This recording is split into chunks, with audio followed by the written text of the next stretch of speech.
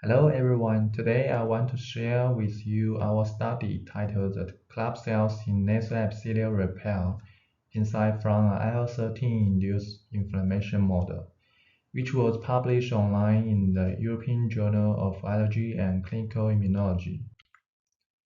As we all know, nasal polyps are characterized by abnormal proliferation and diffraction of nasal epithelial cells, leading to disrupted mucociliary clearance. In the lower airway, previous studies have shown that the club cells originate from the basal cells can differentiate into ciliated or goblet cells. However, this process in the upper airway has not been well studied.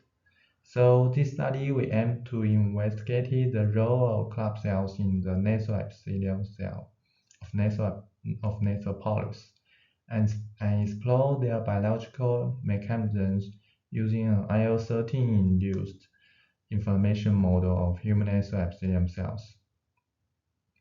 This study will assess the expression of basal, club, ciliated, and goblet cells in 55 healthy controls and 81 nasal polyps. We also investigated the effect of IL-13 and dupilumab on these cells using human nasal epithelium cells model from 9 donors through the RT-qPCR, flow cytometry, Western blot, and immunohistology. Our findings show that the club and ciliated cells were significantly reduced in 4 endotypes of chronic rhinosinusitis, while basal and goblet cells increased in neutrophilic and eosinophilic nasal polyps, respectively. In vitro, we found IL-13 induced a decrease in club and ciliated cells, while goblet cells was increased, with minimal impact on basal cell.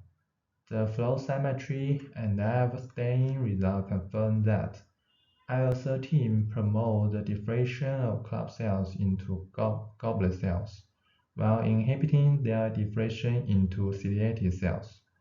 Moreover, the dupilumab effectively mitigated this IL-13-induced cellular change compared to H1517499. That's a stasis pathway inhibitor. So this study highlights the critical role of club cells in nasal epithelial repair, which is normally impaired in nasal polyps.